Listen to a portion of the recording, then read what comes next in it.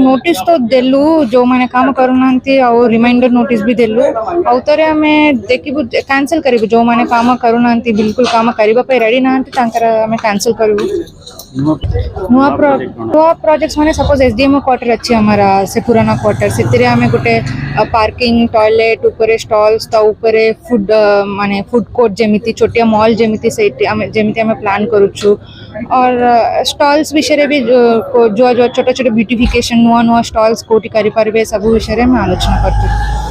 आज बहुत दिन पर हमारा काउंसिल मीटिंग है बहुत आम गुड़ाए डिस्कशन करथिलु बहुत भला भला डेवलपमेंट ऊपर आम डिस्कशन करथिलु और जेमिति हमारा म्युनिसिपालिटी को स्ट्रीमलाइन करबा से विषय रे हमारा जेमिति हमारा पेड पार्किंग को केमति यूज करबा गोवर्धन मुंडा सब पार्क्स की टेंडर करबा सब होर्डिंग को टेंडर करबा विषय रे सब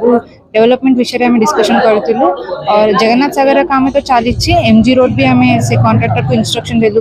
से वर्षा आरंभ